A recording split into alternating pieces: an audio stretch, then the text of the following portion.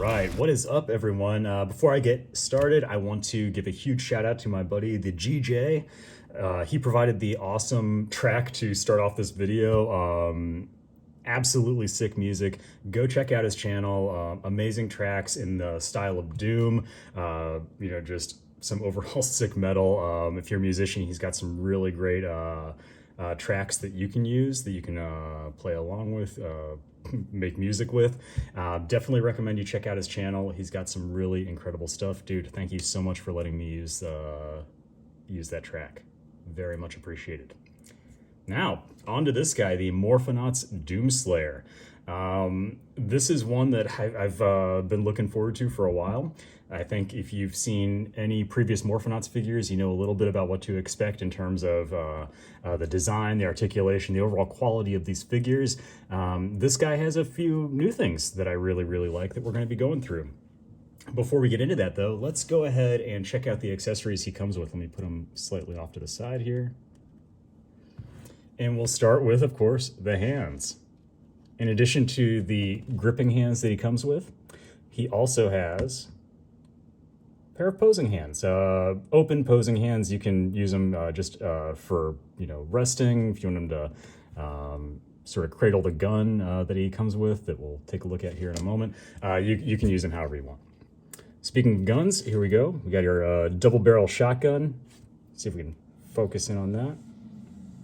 Yeah, wow. Really, really great detail. Double barrel. We got this hellish looking thing at the bottom. You don't want to be on the receiving end of this. Yeah, great detail. Just like the rest of the figure, takes paint very, very well. Comes with a Chaos Sword.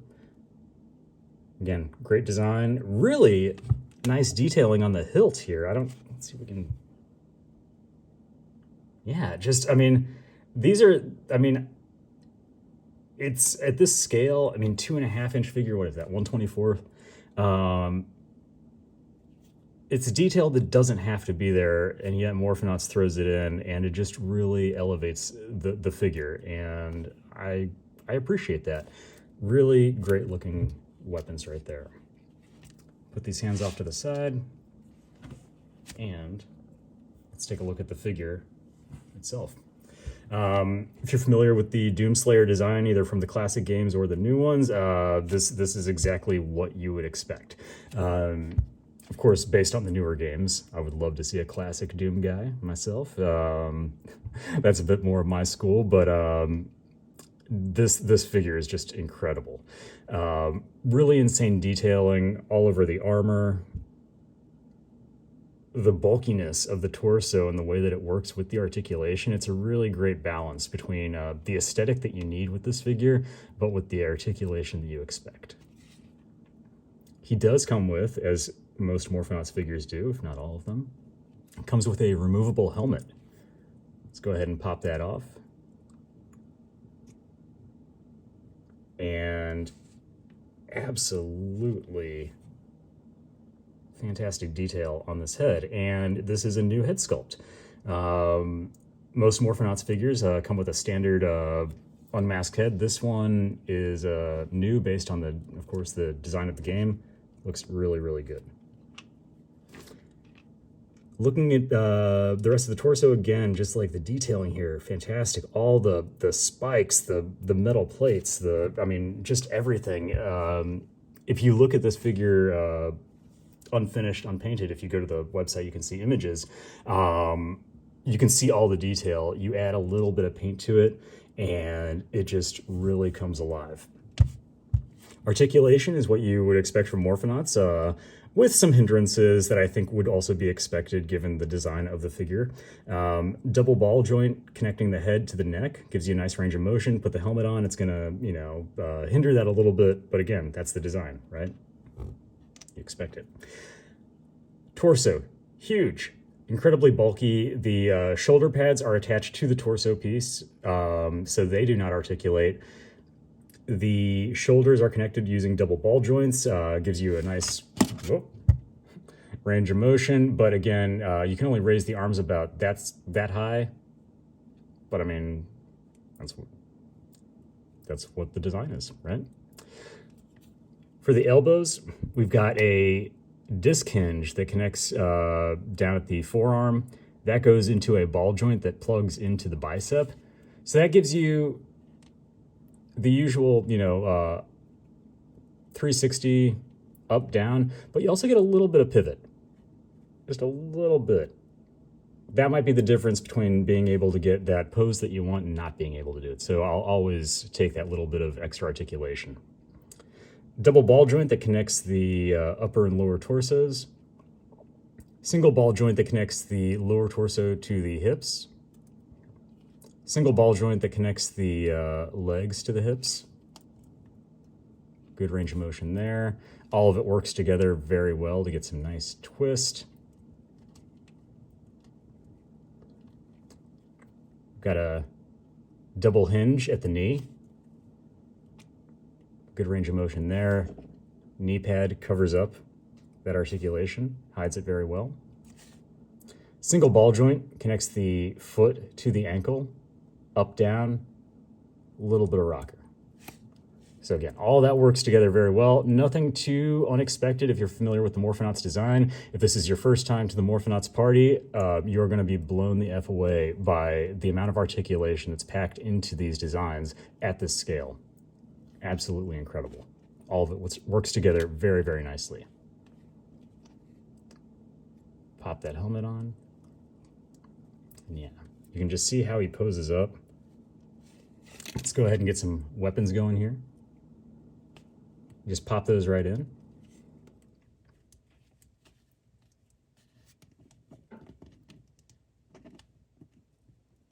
Yeah, wow. Ready to take on some hellspawn, right? Again, great detail on those weapons. Holds them nicely. Let's get that Chaos Sword going. Wow.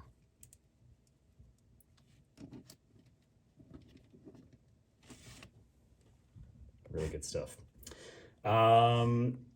We looked at the figure, we looked at the articulation. Paint-wise, nothing too crazy. I base coated all the armored pieces, just did a matte black spray over the whole figure. The fleshy parts, I just primed those in gray. Went over with a few shades of dark green, did a wash over that. For these pieces, I was just getting the tones right for the boots, the gloves, the abs. What did I do? I mixed, I think it was like black, brown, and gold to get sort of like that really dingy, coppery, dirty metal armor look. After I did that, did a black wash over the entire figure, did silver dry brushing to make it a little bit more metallic. Yeah. Added some more detailing, did the flesh, did a base coat of dark flesh, did a wash of brown over that. Then I did some dry brushing to get some lighter skin tones there. And then of course, painted up the weapons. And that was it. Pretty quick and easy paint job on this guy. As with most Morphonauts figures, just, they take the paint really easily. They look really good. Wow. Really nice, really nice. Looking at some other figures in comparison, we'll start maybe with just a couple other Morphonauts figures. What do I have at the ready? Oh, here's one. Multiverse of Madness, Spider-Man and Doom Guy. I'm currently working on this Spidey figure. This is one of the newest Morphonauts designs. This guy is not anywhere near done yet. Still working on putting him together, but you can see here, of course he scales with all the other Morphonauts designs. Let me see if I've got another one here we can add in. Let's see. Got a clone armor Obi-Wan. Looking good. Let's Let's take these Morphonauts figures out. Let's take a look at some more mainstream figures. Let's see. Closest thing you're going to find scale-wise to these, especially in mass market, is going to be Star Wars Mission Fleet. Yep, that's what that looks like. Mission Fleet, cool for the size. Neat that you can, you know, get smaller scale Star Wars stuff at retail, but no comparison whatsoever. If we're talking about, let's see, larger scale stuff, let's take a look at a Star Wars Vintage Collection figure, 3 3/4 inch figure, next to Morphonauts. Oh my god. Oh. Yeah, which figure stands better? Go figure. Yeah. 3 3/4 inch versus 2.5 inch.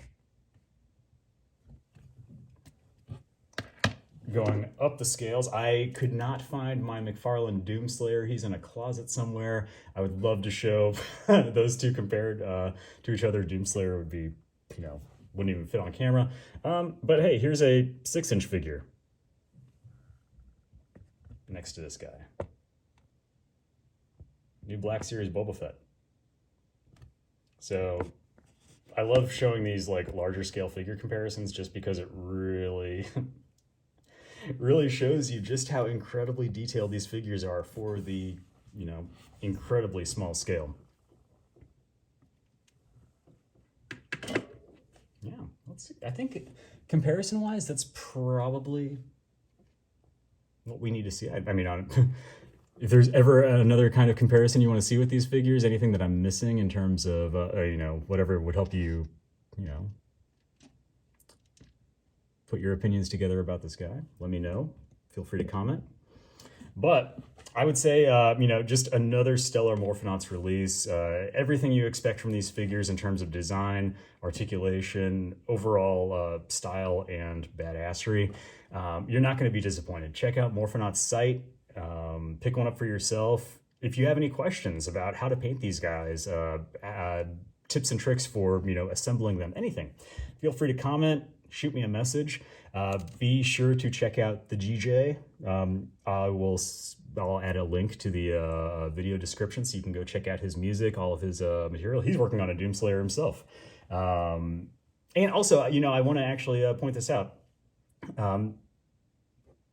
It's really, I don't want to understate, you know, make it sound easier than it is, but these figures, they are easy to paint. If you've never painted a figure before, it's easy to get into.